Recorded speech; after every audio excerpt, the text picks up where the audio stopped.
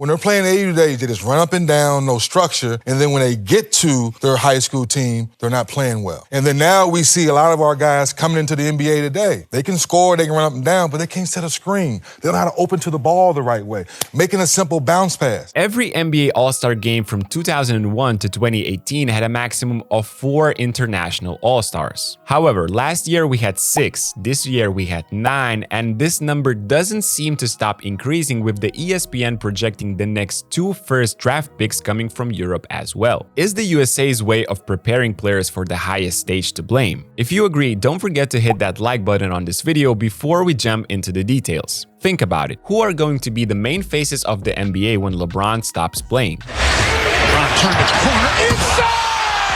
He made Yusuf Nurkic's screensaver! It's all about the internationals already. Giannis, Luka, Jokic, and that alien guy Wembanyama is coming in this summer. At the same time, the AAU and load management topics have been one of the hottest arguments in the basketball world. Everyone is weighing in, from Charles Barkley. But you can't make $30, $40, $50 million and then sit out games. I think it's disrespectful to the game. To Paul George. We want to play. That's the thing. We want to play. It's not that we want to sit out. And so it's more so the training staff and the medical group just being mindful. To medical professors giving their in-depth analysis on the topic. And believe it or not, all of this is heavily related to the increasing number of international players in the NBA. First of all, let's get one thing clear. Many media personalities are blaming stars who earn up to $30 to $40 million per year for sitting out games simply because they are lazy and not up to the standard of the 80s or 90s fierce guys. Ironically, sitting games out is not up for them to decide. It is the medical staff of each franchise that evaluates the best possible scenario for every player to maximize his potential over the longest period of years. So the first thing to do would be to stop blaming the players because they don't have anything to do with the load management. Now, the reason behind the doctors keeping guys from competing, for example on the back-to-back games, is quite simple and clearly said in one of the most well-researched articles from ESPN's Baxter Holmes in 2019. The headline says, "Exposing America's Youth Basketball Crisis." Holmes goes on to write about how AAU basketball has become a big business in the United States, with many coaches seeking to profit from the dreams of young players and their families. Also, the AAU industry forces coaches and players to focus more on individual success than team play and development, which leads to bad habits on the court and the lack of improvement of the necessary skills at the higher level. Steve Kerr, before he became the head coach of the Warriors, had these words about AAU that perfectly describe the negative impact it has on youth's future.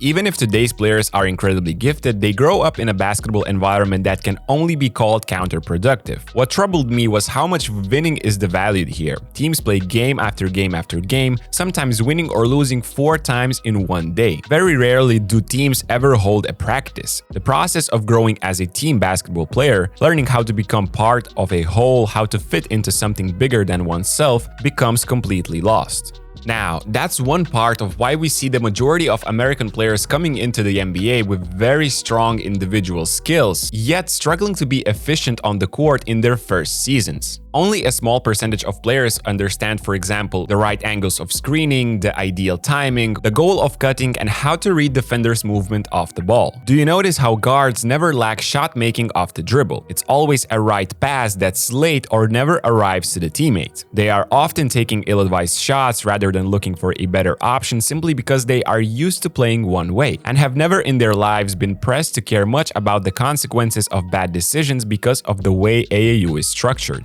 No. Oh my goodness, Valentine! No, Whoa, no! No. That is not the shot at that moment. That's a horrible shot. The other side of the issue that Holmes mentions in this ESPN article is that AAU pushes kids to play year-round and participate in these high-intensity tournaments every weekend in order to get more exposure. We are talking about flying to other cities and playing 3 to 4 games per day on a weekend. Long story short, what happens is that such a rhythm increases the risk of injuries and fatigue. Many young players nowadays are reporting that they were in the best shape of their lives when they had 17 or 18 years old.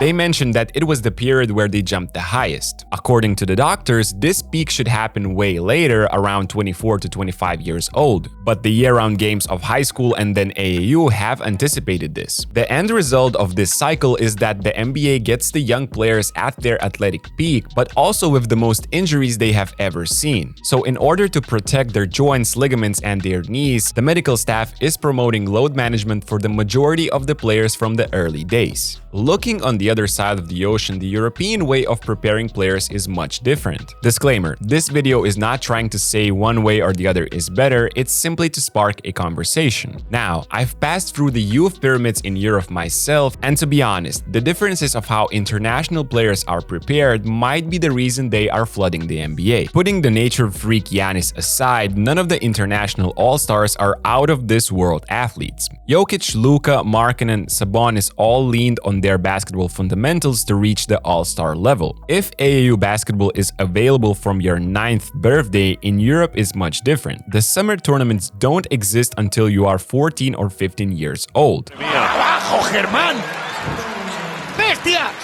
And those are not for everyone. Only the best are selected to showcase their talents for their respective national teams in the regional championships. Until that, summers are off and boys are either spending in doing something else or sometimes working on their games individually, but they never travel the continent each weekend to play 5 or 6 games in a couple of days. Usually, during the season, they will have 1 or 2 games per week for their basketball schools. The funding of those schools sometimes relies on their results, thus winning is utterly important. This is where teaching the right play gets the nod over the individual skill. I'm not saying this is a better recipe, and lately more and more European coaches are focusing on individual skills, but it teaches many players how to be efficient even when they don't have the ball in their hands. Yes, this is where the on-ball skill gap between Americans and Europeans comes from, but the best players that make their way through such a system in the end have both.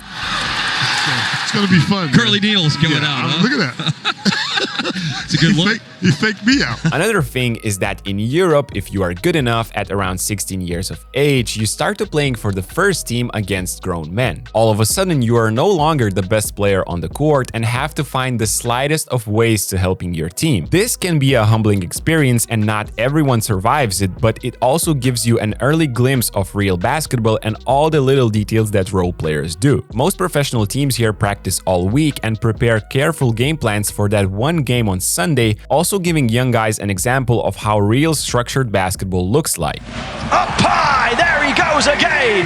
The EuroLeague's new high flyer! At the same time, while internationals are in physical battles with grown men, the most talented kids in the USA are showing off the same dribble moves every weekend in a mostly unorganized environment against teams that don't even practice together. Of course, there are good programs and bad programs in the AAU as well, but you get the idea behind this comparison. Playing so early against men is one of the reasons why nobody in Europe questioned Luka's future in the NBA. Dominating high school is one thing, but dominating EuroLeague at 18 years old is a totally different story. He was getting adjusted to various defensive coverages, much higher levels of physicality, and doing it against a higher level of opponents than NCAA. That's why his decision-making in his first year in the NBA did not take a hit as much as for some American rookies. I know you might say, but hey, it's Luka, he's one of a kind. Three-pointer for the game, you eat that!